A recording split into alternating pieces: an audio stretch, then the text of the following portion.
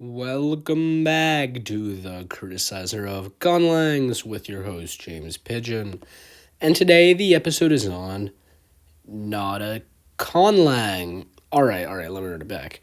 Welcome back to the Litigator of Languages with your host, James Pigeon. And today the episode is on Navajo.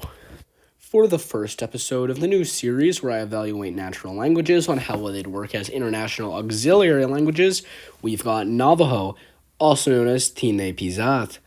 Navajo is a Diné Yeniseian language spoken by over 170,000 people, mainly on the Navajo Nation in Arizona and New Mexico. First off, phonology. How peak is Navajo's inventory for use as the next great lingua franca? And, it's interesting. Hopefully I don't have to explain just how problematic this phonology is for an international auxiliary language. Many of these aspiration and glottalization distinctions are nowhere near phonemic in the vast majority of the world's languages, not to even mention voiceless. All of these distinctions would probably be extremely hard to master for most residents of the world, being pretty incompatible with English, Mandarin, Spanish, and a hefty countation of other heavy hitters. The vowels are somehow even worse for universality, with length and nasalization distinction making the mastery of this system near impossible for many speakers.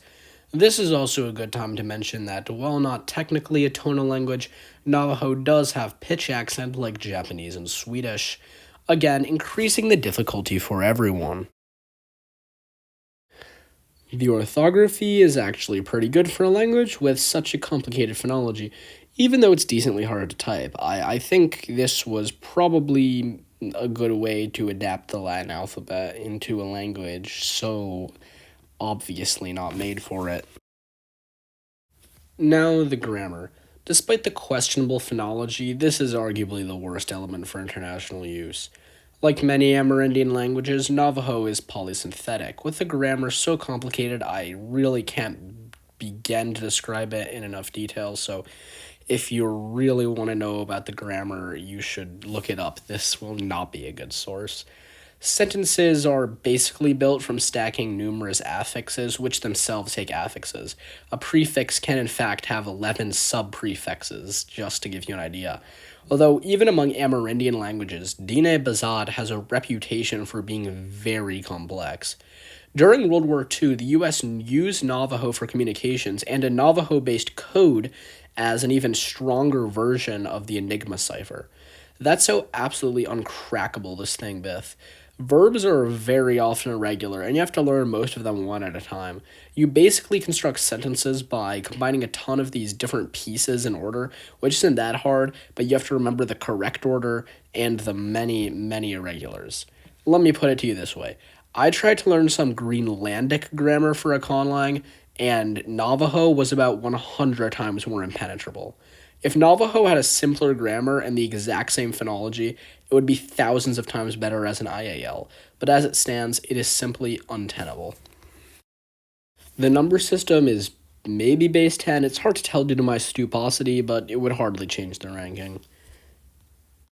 And now for the example text, which I am not even attempting to read. There are plenty of videos of people speaking this language.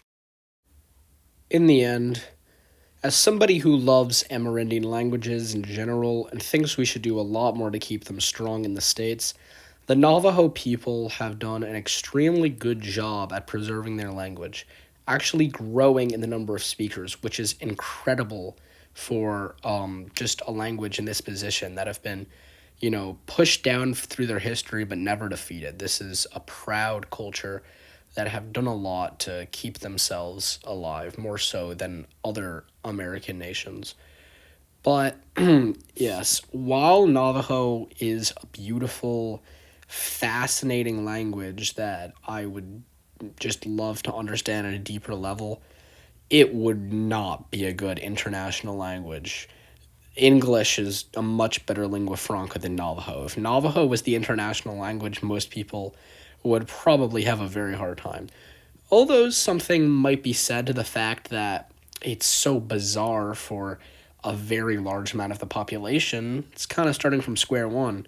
except for the 180,000 people that speak another not Diné language. Still, it's the best and only NetLang I've reviewed so far. Leave any suggestions in the comments below, and stay tuned for next week when the episode will be on something else.